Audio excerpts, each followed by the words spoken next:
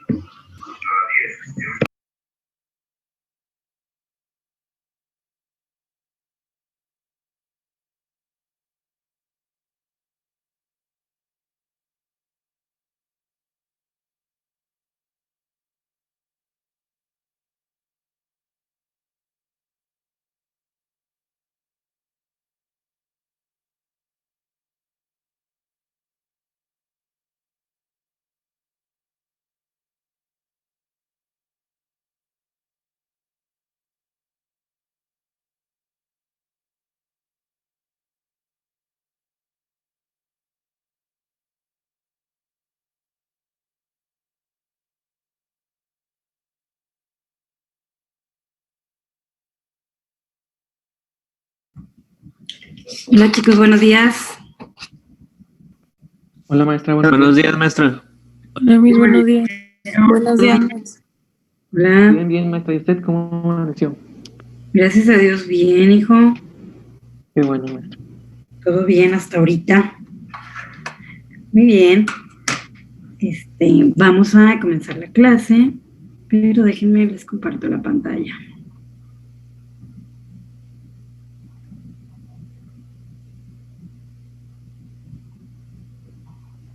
El día de ayer nos quedamos en esta, ¿verdad? En esta diapositiva. Así es, maestra. Sí. Creo que sí, sí. Sí, ¿verdad? Muy bien. Bueno, entonces este día vamos a continuar platicando un poquito de lo que es la bioinformática como tal. Y el día de ayer estábamos viendo algunas aplicaciones que tiene esta disciplina, donde nos quedamos en esta diapositiva, ya que por muchos de nosotros, debido a las evidencias que hemos estado entregando anteriormente, podemos decir que esta imagen se nos hace familiar. Esta imagen es una secuencia FASTA o de GenBank o de alguna base de datos primaria, donde prácticamente era lo que ya habíamos estado viendo en algunas clases anteriores. Viene la identificación o el nombre como tal de la especie o del microorganismo o de lo que yo esté buscando, el nombre completo y obviamente su secuencia. Esta secuencia puede ser a nivel de ADN, a nivel de ARN o a nivel de proteína. Y nada más recordando, por ejemplo, aquí al lado izquierdo, pues tenemos obviamente que podemos tener secuencias para aminoácidos, que son las secuencias que van a codificar para la proteína. Pero en esta base de datos lo que estamos haciendo es la adenina, citosina o guanitimina, que corresponde a un ADN. ¿Sí? Entonces, aquí, por ejemplo, en esta imagen podemos ver que es una secuencia que se trata de aminoácidos. Entonces, si por ejemplo, vamos a...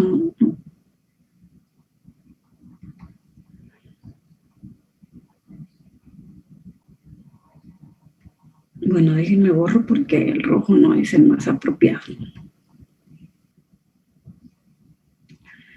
Si, por ejemplo, yo les dijera aquí, chicos, ¿cuál aminoácido sintetiza para la letra M? Metionina, maestra. ¿Qué es el codón de inicio? Metionina. Para la H, Histidina. Histidina. para la Q,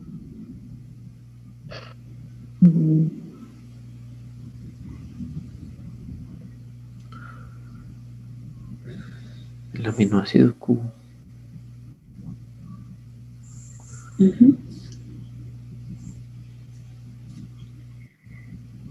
Es importante que nosotros nos sepamos todos los símbolos y abreviaciones de los aminoácidos, y esto se supone que lo debemos de estar viendo desde bioquímica, chicos. Porque es importante, así como ahorita me dijeron, la M es metionina, que es el codón de inicio. ¿Qué me dice ese codón de inicio? ¿Qué me dice esa letra? ¿Para qué me sirve?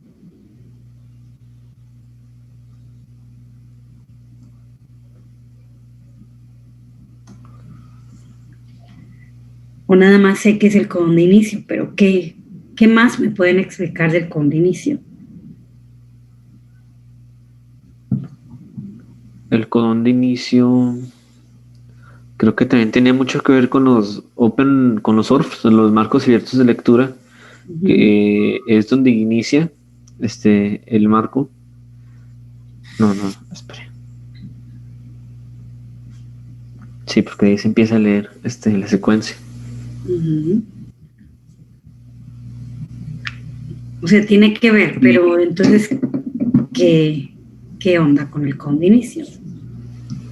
También de que pues siempre es metionina, siempre inicia con metionina, la secuencia. Siempre es AUG o ATG, dependiendo del tipo de ácido nucleico, y siempre va a codificar para una metionina. ¿Por qué? ¿Por qué es la metionina y por qué no es el triptófano, por ejemplo? Creo que tiene que ver por los puentes disulfuro que tienen, ¿no, maestra? Ya que la metionina pues es un aminoácido que contiene azufre. ¿Y qué más? ¿La metionina es un aminoácido esencial o no esencial? ¿Y el ¿Es triptófano? esencial? ¿Es esencial? Metionina ¿Eso qué sí, quiere maestra. decir? Sí, es esencial. ¿Qué quiere decir eso? Es esencial significa que debe ser consumido en la dieta. Entonces, si nosotros no lo producimos, ¿por qué será el codón de inicio?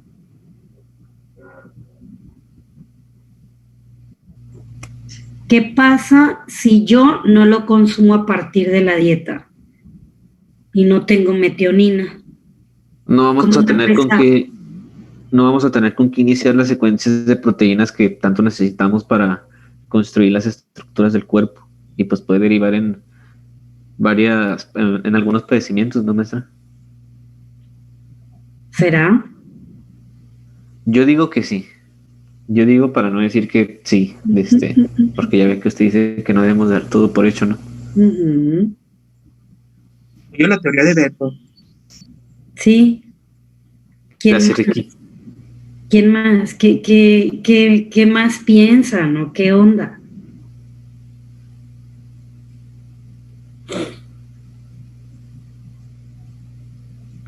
¿El triptófano qué es? ¿Esencial o no esencial? Esencial. ¿Esencial también? No, es no esencial. Que yo recuerdo el triptófano sí era esencial. Es esencial, ¿no? El triptófano. Sí, es esencial. Esencial. Entonces, si los dos tienen, ¿cuál es la diferencia entre la metionina y el triptófano? Su composición. En fórmula, dígamela cuál es la fórmula de uno y cuál es la de la otra. Yo creo que tiene que ver también los radicales que pueda tener el aminoácido, porque yo recuerdo que el triptófano tiene un grupo benceno, creo.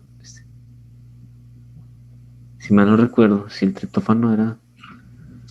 A ver. Bueno, es importante, chicos, conocer la función, las abreviaciones, los símbolos y, por supuesto, que ahora sí que el nombre, obviamente, del aminoácido, el triplete que codifica para ese aminoácido. ¿Por qué? Y la clasificación, si es esencial o no esencial, si es alifático, si es aromático, si es etcétera, etcétera. ¿Por qué? Pues porque gracias a esto nosotros podemos decir, ok, la metionina es el codón de inicio, es el que me va a dar inicio precisamente ¿a quién? Pues al proceso de transcripción. Si yo no tengo metionina, simplemente no tengo una luz verde, un banderazo, que me pueda decir, ¿sabes qué? A partir de este nucleótido puedes comenzar a hacer la transcripción y por ende la transducción no se va a poder llevar a cabo. Entonces, es importante saber si se trata de esenciales o no esenciales y la fórmula o la estructuración química, porque a partir de ahí nosotros vamos a poder definir qué es lo que está pasando, por qué es metionina y por qué no es triptófano. ¿Sí? Entonces, pero eso ya no es de esta clase. Entonces, es importante para fines de bioinformática saber que todas estas letras que se ponen aquí al centro, pues no nada más significan letras, sino que esas letras en conjunto me van a codificar ya para una proteína como tal. Y que si, por ejemplo, yo a lo mejor tuviera alguna variante aquí, vamos a ponerla acá, por ejemplo aquí, que ahí ya sea que fuera una pérdida o ya sea que fuera otra letra o que se duplicara la fórmula, pues cualquier cosa que esta sea de estos 3 escenarios que les acabo de platicar, pues obviamente que pudiera ser que la función de la proteína se vea alterada. ¿Por qué podría ser? Pues que porque obviamente no puede ser que en algunos casos no cambie la función porque solamente son 3 letras.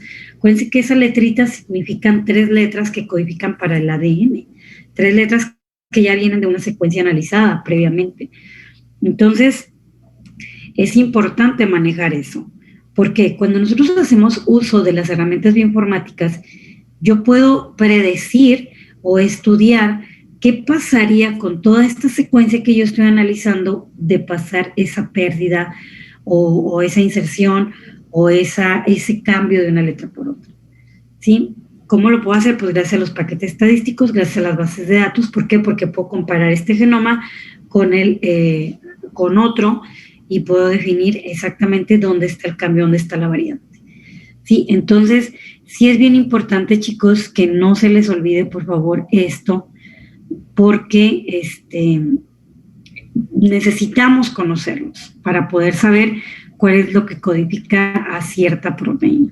Y fíjense, solamente son letras muy, son cortas, que son 20, 22 letritas, y que pues muchos de nosotros ya conocemos, por ejemplo, que la metionina, cuál es el codón, ¿no?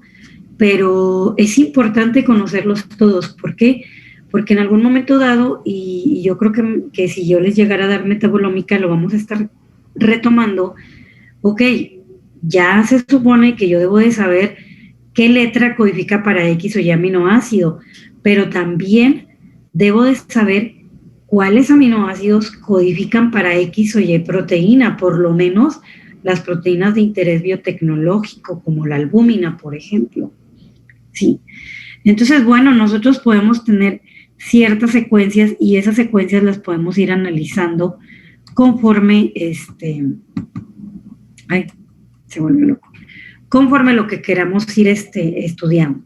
Entonces, pues prácticamente se tiene que comparar la secuencia de inicio o de entrada con cualquier base de datos o con cualquier secuencia que se encuentre en una base de datos para poder encontrar qué, pues esa secuencia o esa similitud. Sí, era lo que yo les comentaba ahorita. ¿Para qué me sirve esa base de datos, por ejemplo, que les acabo de mencionar y que tuviera una variante o algún cambio ahí? Pues bueno, yo la puedo comparar gracias a los software o las bases de datos, las puedo comparar con otras para saber qué similitud tiene a lo mejor una Escherichia coli con una Klebsiella pneumoniae. Sí, ayer entré a un webinar de la resistencia antimicrobiana en tiempos de COVID y resulta que los microorganismos pues siguen haciendo de las suyas. En Latinoamérica, específicamente Colombia, se está viendo mayor índice de resistencia a los antimicrobianos, que son los BLE, que son los antibióticos de amplio espectro, y se está viendo resistencia contra la Escherichia coli, por supuesto, y Klebsiella pneumoniae.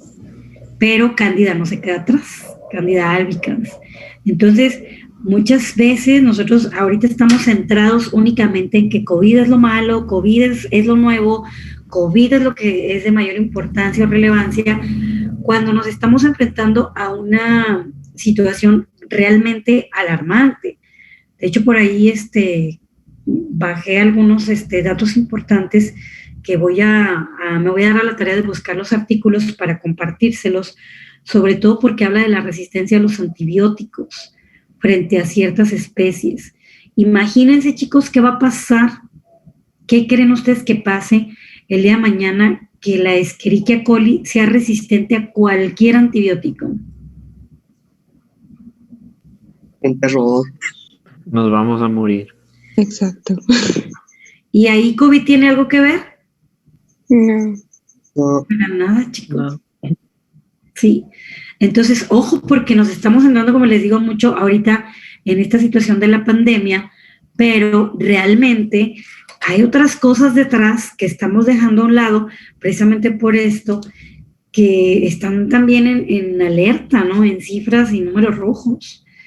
Entonces, ¿quién se iba a imaginar? Por ejemplo, ahorita está ocurriendo mucho la resistencia frente a Klebsiella pneumoniae, porque obviamente esta va directamente relacionada con COVID.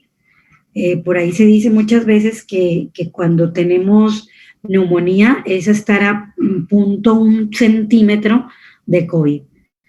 Y obviamente que tratas la neumonía, con los antibióticos que va a tratar esa bacteria, ese microorganismo, pero pues está siendo resistente precisamente porque no sabemos si nos estamos enfrentando a COVID como tal, como virus, que uno de los principales síntomas que me genera COVID es la neumonía, o bien a una neumonía a causa de una bacteria.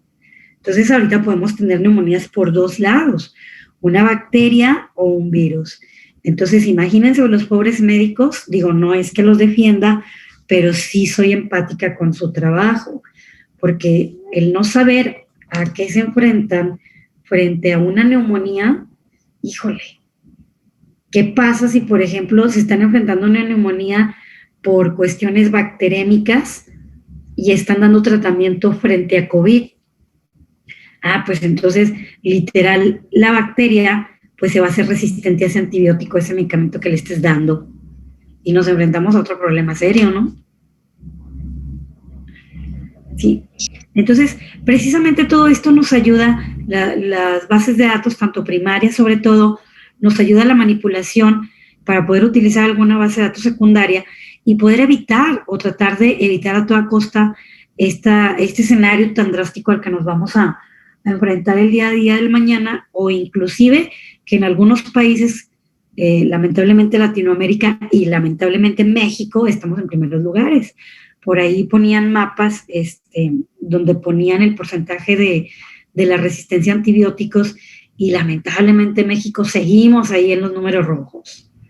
Sí, o sea, no nada más es números rojos frente a cáncer, frente a tabaquismo, frente a obesidad, a hipertensión, a diabetes, sino que ya se está agregando, por supuesto, COVID y, por supuesto, resistencia a antibióticos de amplio espectro. Entonces, diría por ahí el Buki, ¿no? ¿A dónde vamos a parar? Entonces, pues hay que hacer lo propio, ¿sí? Y bueno, pues esta herramienta nos sirve para poder empezar a diseñar alguna estrategia, ¿no? ¿Sí? ¿Alguna pregunta hasta aquí? No. Muy bien. No, me estás ahorita todo bien. Sáquenme de México. Pues lamentablemente, hijo, como le digo, el día de ayer en ese webinar que tuvimos en toda Latinoamérica, porque dieron datos de Latinoamérica y estamos igual, pero los países que estamos así es Colombia, México, y creo que por ahí Venezuela también estaba. Imagínense, pobre Venezuela, ¿dónde va a parar? Sí, entonces, pues sí está complicado esto. Y bueno, pues obviamente que esto ya lo habíamos platicado, cuando nosotros queremos realizar una base de datos, previo a toda esa base de datos, pues hay un trabajo de biología molecular impresionante que muchas veces no apreciamos. Y como no lo apreciamos, pues, ¿qué es lo que hacemos? Pues, como que, pues, digamos que pensamos que lo que estamos analizando en una base de datos únicamente son letritas y son secuencias rápidas que si yo quiero puedo hacer ahí una secuencia. Y no, generalmente nos enfrentamos a este escenario como es desde técnicas de PCR en tiempo real, en tiempo convencional, técnicas con enzimas de restricción, RFLPs, los microarreglos, la secuenciación, la hibridación, el Western blot, el Chowder blot, el Northern Blot, etcétera, etcétera, ¿sí? Entonces, esto ya se los había explicado más o menos. Se trata de varios microarreglos, donde un microarreglo es una plataforma que se encuentra en una base que es como si fuera un portaobjetos, y aquí en esta plataforma pues podemos tener a lo mejor un microarreglo de una persona aparentemente sana y de una persona que está aparentemente enferma con alguna situación como el cáncer de cualquier índole, diabetes o cualquier enfermedad que ustedes puedan tener. Y podemos tener, por ejemplo, un tercer microarreglo donde podemos tener las dos personas o las dos muestras. De tal manera que podemos ver aquí la interpretación de este ejemplo. El amarillo pues no es específico ni para una enfermedad A ni para un paciente que sea sano. En este ejemplo, el rojo es un específico para la muestra 1, por supuesto, que es un paciente aparentemente sano, y en la muestra 2 o en el color verde, y es específico para este. Entonces, obviamente que las condiciones o las características yo se las voy a dar aquí al microarreglo. Yo lo voy a diseñar, pero obviamente que lo voy a diseñar previo a tener una investigación pues ya bien analizada, bien sintetizada y bien aterrizada hacia el objetivo que yo quiero contestar. Entonces, no nada más hacer un microarreglo, nada más decir, pues sí, voy a poner 30,000 genes o 10,000 genes o un gen en una plataforma. No, sino es para qué quiero analizar ese gen, para qué o qué me va a aportar a la sociedad. Acuérdense que para hacer ciencia o hacer investigaciones, chicos, es importante saber qué aportación, en su caso, por ejemplo, qué aportación biotecnológica es lo que van a dejar a la sociedad, ¿sí? Y es cuando empieza lo trascendental, ¿no? A dejar huella aquí en este mundo, ¿sí? Muy bien, entonces, obviamente que esta disciplina tan maravillosa que es la bioinformática, pues nos sirve para muchas áreas, ¿verdad? Desde el área que les guste a ustedes, por ejemplo, puede ser en cuestión de salud, medicina molecular, pues para la generación o formación de medicamentos, o una medicina personalizada, una medicina preventiva, una terapia génica, las aplicaciones desde el punto de vista microbiano, residuos de limpieza, el cambio climático, fuentes alternativas de energía, la biotecnología en todo su esplendor, la resistencia a los antibióticos, el análisis forense de microbios o microorganismos y, por supuesto, los estudios evolutivos. Estudiar una especie o Escherichia coli a lo mejor de ancestros antes de Cristo, después de Cristo y en la época con esta cepa de Escherichia coli, por ejemplo. En la agricultura, pues todo lo que tiene que ver con cultivos, resistencia de algunos insectos, porque se ha visto que algunos insectos en sus genes al momento de inyectar, pues genera estragos importantes como el dengue, por ejemplo, que puede generar la muerte o la pérdida humana, ¿sí? O por ejemplo las plagas también. Una mejor calidad nutricional, cultivos en suelos más pobres y que sean resistentes a la sequía. Y bueno, nos quedamos cortos aquí con las aplicaciones de la biotecnología, estudios animales, estudios comparativos. Y todo esto se puede hacer, chicos, nada más aquí sentadita frente a mi computadora. ¿Sí? Muy bien. Entonces, pues esto también ya lo habíamos estado compartiendo porque ya algunos de ustedes empezaron a dar clases. Las bases de datos, pues hay de cualquier tipo de base de datos, desde aquellas que nos estudiamos los genomas, o a nivel de DNA, aquellas que estudiamos el proteoma o a nivel de proteínas, que estudiamos el metaboloma o a nivel de metabolitos, o a nivel de transcrito o el ARN mensajero. Y por supuesto que podemos estudiar estructuras o bien nada más las secuencias, y pues hay bases de datos que son gratuitas y otras bases de datos que sí tienen que pagar para acceder. ¿Por qué tenemos que pagar? Pues porque obviamente, como estábamos platicando, todo lo que está atrás de esta base de datos, pues es un trabajo muy arduo y es un trabajo en equipo. Y pues bueno, de alguna manera se tiene que compensar, ¿verdad? Las bases de datos, pues como les había mencionado, la que más es de batalla, pues es el nivel del genoma o de los nucleótidos, también proteínas, pero también hay bases de datos donde únicamente podemos analizar la expresión, las enfermedades como tal, las vías metabólicas, por ejemplo, una base de datos muy importante que a ustedes les va a servir mucho, se llama Reactome, que es donde vienen todas las vías metabólicas, pero no explicar como glucólisis o ciclo de Krebs, sino ya aterrizadas a cómo interacciona una vía con otra en alguna enfermedad y qué genes se están viendo afectados. Obviamente les va a servir si a ustedes les gusta el área de la investigación y bioinformática. Bueno, con esto tenemos bases de datos primarias y secundarias, y las bases primarias, pues era lo que ya habíamos platicado, que se trata de aquellas bases que tenemos los datos en crudo, es decir, que no les hemos hecho ninguna análisis, ningún estudio, ninguna nada, ¿sí? Almacenan todos los datos así como tal. El investigador los obtuvo de realizar un Western blot, por ejemplo, y de esta manera pues nosotros tenemos el fácil acceso y podemos realizar o estar en constantes repeticiones. Mientras que las secundarias no, las secundarias las extraemos de las bases primarias, pero ya es una información procesada, ¿sí? Es decir, yo como investigador ya lo analicé, ya lo procesé y pues ya tengo un resultado, pero acuérdense que el origen es una base primaria. ¿Alguna pregunta hasta aquí? No, maestra. ¿No? ¿Qué les va pareciendo todo este mundo? Porque es un mundo completamente. Súper interesante. Muy interesante, Muy maestra. interesante. Maestra, Algo yo tenía una desconocido, pregunta. pero bien. También tengo una pregunta. Sí, adelante. Adelante, Anaí.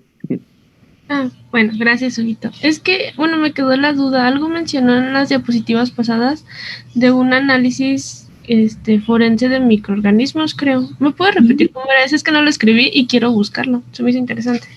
Ah, sí, ¿Puedo claro. explicar también? Como no sé cómo se... ok, análisis. Análisis forense. Anteriormente, acuérdense que según el libro de Cazadores de Microbios, anteriormente a los microorganismos así se les llamaba, microbios o bichos, ¿verdad? Entonces lo podemos encontrar así como tal, o un microorganismo específico, ya con nombre específico. ¿Sí? Ok, muchas gracias, Miss. De nada. Sí, Hugo, adelante. Ok, gracias, maestra. Bueno, mi pregunta es, ¿bajo qué situaciones se recomienda hacer o llevar a cabo la técnica de microarreglo y qué tan fácil o difícil es acceder a esa tecnología hoy, maestra? Bueno, aquí en México más bien. Ok. Bueno, en otros países de primer mundo, por supuesto que esto lo hacen como hacer tortillas, así, literal. De hecho, no sé si les platiqué cuando tuve la oportunidad de ir a Honduras, y Honduras pues se considera al lado de México pues un país relativamente más bajo en muchos sentidos, ¿no? No nada más hablando monetariamente o económicamente hablando, sino que cuando le pido yo chance al doctor de ir a hacer una estancia con ellos, me dice, sí, claro que sí, nada más dígame cuáles son sus objetivos o qué es lo que quiere aprender, ¿no? Entonces, como yo en mi proyecto de doctorado iba a realizar, bueno, ya realicé el análisis de Western blot para ver la proteína que si estaba o no expresando en cáncer de mama, y aquí en toda la laguna no se hace este análisis, o sea, es como algo muy, muy avanzado aquí en Torreón, ¿saben? Entonces, bueno, en la laguna, no nada más en Torreón. Entonces, pues resulta que le digo al doctor, no sabe que quiero estudiar esto, que es el análisis de Western blot, para ver la proteína, más o menos le expliqué lo que estaba trabajando en el doctorado, y me dice, claro que sí. Ya, total, que llego a Honduras, me acepta el doctor, y ya cuando estábamos allá, porque fue otra compañera y yo, me dice que la técnica de Western blot, literal, ya es una técnica obsoleta a nivel mundial. Y entonces yo le digo, doctor, no puede ser posible. O sea, nosotros allá en México, específicamente de donde yo soy, cuando yo propuse eso en la defensa de mi proyecto, o sea, todo el mundo estaba de que hasta le daba miedo aceptarme mi proyecto porque es una técnica nueva acá. O sea, digo, no quiere decir que se acabe de descubrir, pero sí es una técnica nueva, ¿no? Entonces, pues el doctor obviamente que se rió de mí, digo, no es que se haya burlado, pero pues sí, ¿no? Genera como conflicto porque dices, es cuando él se da cuenta, ah, caray, entonces Honduras no andamos tan mal, porque ellos, pues es una técnica que pues, ya la estaban dejando de hacer porque ya tienen otras metodologías. Y lo mismo pasa con microarreglos, hijo. Es una técnica que en países de primer mundo, pues obviamente que se hace como hacer chilaquiles, literal, o hacer tortillas. Aquí en La Laguna, hasta donde tengo entendido, en el Instituto de Medicina y Ciencia Genómica, el doctor, que es como el director de ese centro, hace un tipo de microarreglos y lo ofrece al público para, creo que son cuántos genes, no sé si 80 o 100 genes por ahí, para predecir algunas enfermedades. Nada más que obviamente como las personas no tenemos tanto esa cultura de cuidarnos, ni siquiera con un médico general, ni muchísimo menos con un genetista, ¿verdad? A nivel genético. Entonces, lo que hace el doctor es que para que costee, de cierta manera, el meter al equipo o el procesarlo, porque creo que no lo hace él aquí, sino que lo manda afuera, espera que se junten determinado número de pacientes. Y creo que no lo daba muy caro, ¿eh? Digo, a nosotros como alumnos nos lo dejaba creo que en 2,500 o 3,000 pesos. Digo, pero para todo lo que nos iba a dar de resultados, pues es muy bueno. Aquí el punto es, entramos en conflicto por ahí algunas compañeras, porque andábamos algunas de que sí no lo queríamos hacer y otras de que no, y así sucesivamente. Pero muchas decíamos, es que ¿para qué no lo hacemos? ¿Para qué me va a servir que el doctor a mí en ese resultado me diga, ¿sabes qué, Evelyn? Tienes el 25% de probabilidad de que en algún momento de tu vida te pueda llegar a dar cáncer de mama. Híjole, pues ahorita yo soy fría y a lo mejor yo digo, es que eso me sirve para cuidarme. Ajá, no, pues qué bien, ¿no? Pero ¿qué pasa cuando ya tienes el papelito impreso y un documento científico y que te dice eso? ¿Realmente Evelyn va a reaccionar así? ¿O va a reaccionar toda psicótica y pues va a hacer todo lo contrario? No sabemos, porque la mente es tan traicionera y tan maravillosa que nos puede manipular a su antojo. Entonces, era un debate, ¿no? Un conflicto. Y sí se hace, por ejemplo, como investigación, ahí en el centro de investigación donde estábamos haciendo el doctorado, pero los microarreglos los mandan ahí de la investigación que surge, los mandan hasta Inglaterra, hasta allá, porque tienen un convenio, creo que. No sé exactamente dónde, pero los mandan allá, al continente europeo. Y aquí en México, hasta donde sé, pues las universidades como la UNAM, el CINVESTAB, en las unidades autónomas como, creo que la de Guadalajara también lo hace, no sé si en Querétaro, el IBT, creo que también sí lo hacen, pero no como herramienta diagnóstica, sino más bien en proyectos de investigación. ¿Sí? Y qué tan fácil o qué tan difícil sea, la verdad lo desconozco, hijo, porque de lleno no he hecho nunca un microarreglo, pero me imagino yo que ha de ser complicado, complejo, poner 10 genes en una cosita que parece un portaobjetos. Ahora imagínese poner 20, 30, 100 o más. Pues sí.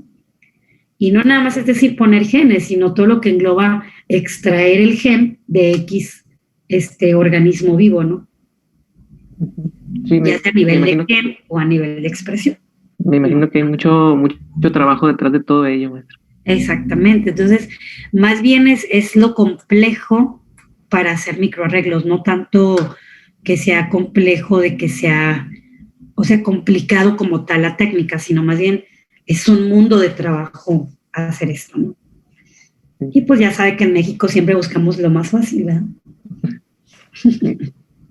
Bueno, muchas gracias, maestra. No, de nada, hijo. Muy bien, pues unos datos interesantes. La organización del genoma humano pues se distribuye por genes, por repeticiones. De todos nosotros, solamente el 5% de nuestro material genético es codificante, el 50% es una copia única y el otro 50% es un DNA repetitivo.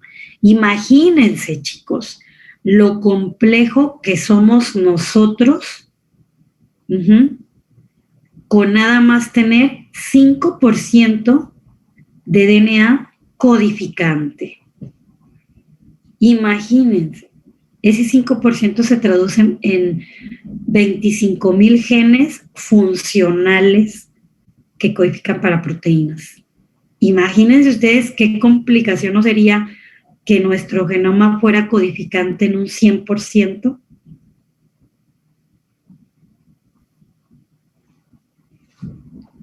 ¿Cómo ven?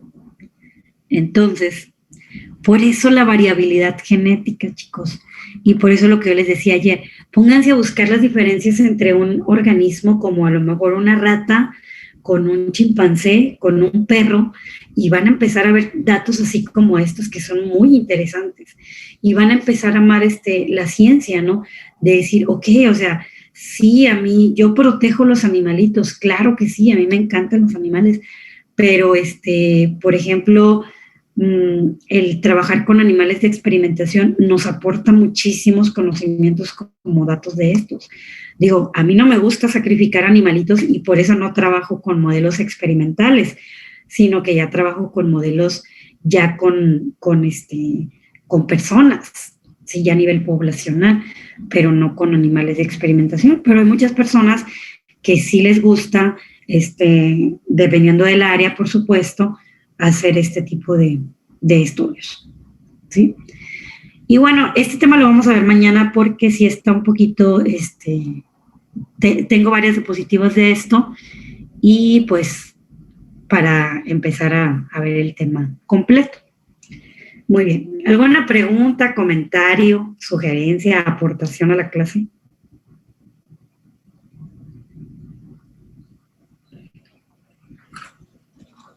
No, maestra. Miss, ¿qué pasaría si se modificara el 100% de los genes?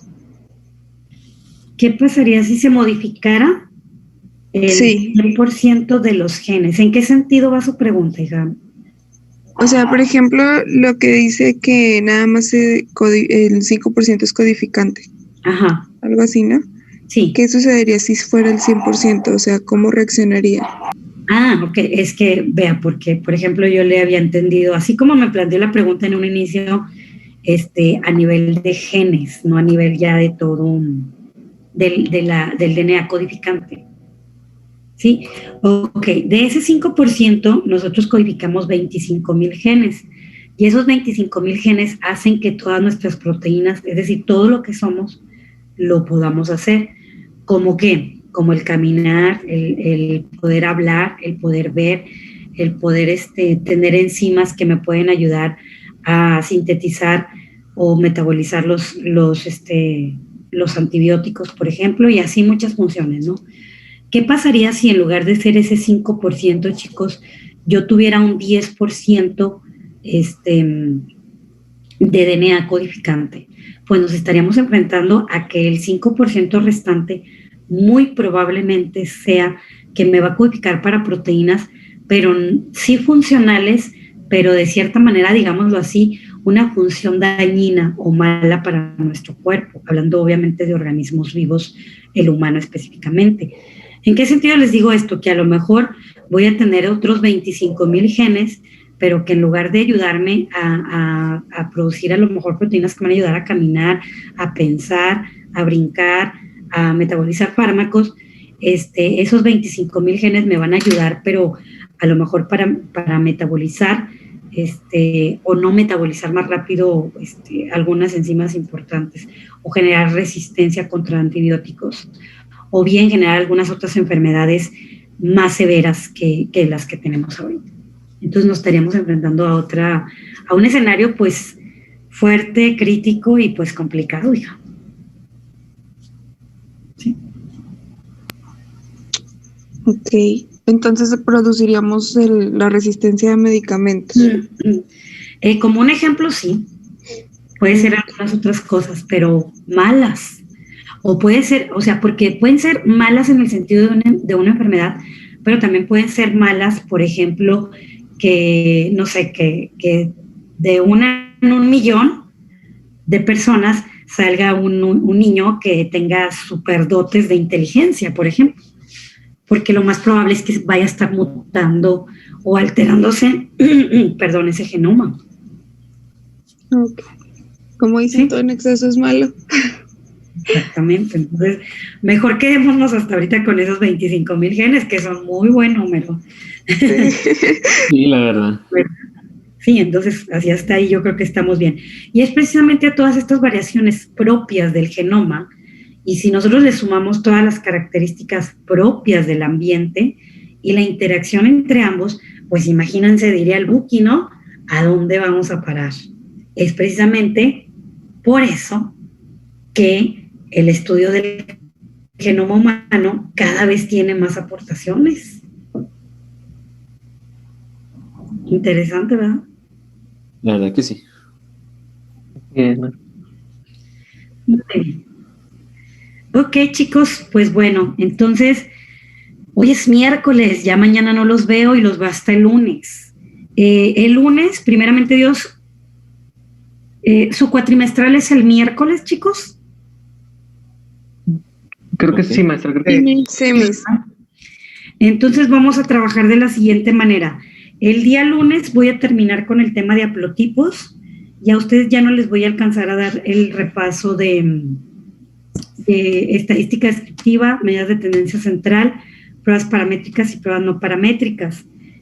No me mortifica tanto porque son algunas tareas o consultas que habíamos estado haciendo, y aparte se vieron algunas cosas aquí en clase que ustedes dieron, y porque me interesa entre lunes y martes ver los videos que les voy a estar compartiendo para que generen su base de datos en el programa estadístico, en el paquete o software estadístico SPSS, para que sepan cómo hacer una matriz o una base desde cero, cómo analizar una estadística descriptiva, y etcétera, etcétera. Los videos son cortitos, duran entre 5, máximo 7, 8 minutos cada uno, y sí les voy a proyectar como unos 8 videos más o menos. ¿Sí? Okay. Entonces eso lo voy a hacer entre lunes y martes. Voy a tratar de lunes ver la mayor parte de los videos, y el martes empezar a manipular las 2 horas de clase, el paquete, pero ya igual nos vamos a inventar una base de datos, o les comparto algunas mías. Ok, maestra, perfecto. Sí, nos parece bien. Muy bien. Entonces, entre lunes y martes hacemos todo eso. Y pues entonces, el lunes termino con este tema nuevo, que son como 4 diapositivas de haplotipos y desequilibrio de ligamiento, que son temas también importantes. ¿Sale? ¿Y el miércoles qué estaríamos viendo, Miss? Perdón. El miércoles es su cuatrimestral. ¿Sí? Ok, un examen, ¿no? Un examencillo leve. Ah, bueno, excelente. Ande, no. Levecito, que puede ser oral. ¿Pero ese va a ser el cuatrimestral? ¿Sí? Ok, chicos. Muy bien. Entonces, pues cualquier cosa, de todas maneras estoy pendiente ahí del teléfono. Acuérdense mucho, por favor, cuídense, sigan las medidas preventivas, todo, por favor, para evitar que esta situación se alargue todavía más. Aparentemente, ayer en Presidencia, un primo como vende comida, tiene como un tipo de cocina económica, fue a sacar los permisos a presidencia y aparentemente le dijeron que todo esto va a durar hasta enero. Sí, Pues se entonces, va a alargar esto de- más por la fiesta que hicieron el fin de semana, ¿no? de la boda. Ujú, exactamente. Pero curiosamente en Torreón no están así con las medidas que tenemos nosotros. Aquí en Gómez, pues literal a las 11 de la noche ya son muy pocas personas que quedan en la calle. Aparentemente no se vende alcohol. Digo aparentemente porque obviamente que hay lugares clandestinos que sí venden y hay personas que les vale y que siguen andando afuera de la calle, de su casa, perdón, después de las 11 de la noche y todo, pero sí se ha visto una disminución. Yo se los digo porque los viernes que salgo del trabajo, salgo ya como tipo 11:30 de la noche, 12 o a veces hasta más tarde, 1 o 2 de la mañana, y me vengo por toda la Colón y toda la Colón es un tremendo de carros y tremendo de gente allá en Torreón, antros abiertos, barecitos, etcétera. Y pues sí da coraje, porque viene uno todo cansado, estresado, con el temor de que, híjole, a ver, otro día más de trabajo, a ver si no me contagié o qué es lo que está pasando. Y entro a Gómez y Gómez se ve muy tranquilo, aparentemente. Entonces, con respecto a Torreón, por supuesto. Sí, entonces, a mi primo le dijeron eso, que todas estas medidas que hasta ahorita se están llevando a cabo en Gómez van a seguir hasta diciembre. En las noticias habían dicho que es hasta 2 semanas más a partir de ayer, pero pues bueno, si presidencia está diciendo que hasta enero, pues yo creo que es más creíble y verídico lo que dice presidencia. Digo, pues son noticias que les paso al costo, no sé cuál sea la realidad, pero pues mejor cuídense y evitemos todo esto. Quiéranse un poquito y quieran a sus familias también. ¿Sale? Sale, maestra. Va que va.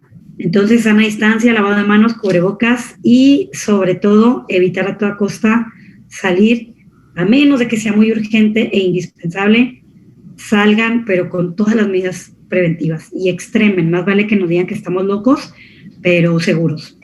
Sí, con la convicción de que vamos a estar bien. ¿Ok? Sí, maestra. Va que va. Maestra. Cuídense mucho. Buenas Que Dios noches, los maestra. bendiga. Igual, Miss, bye. Hasta lunes.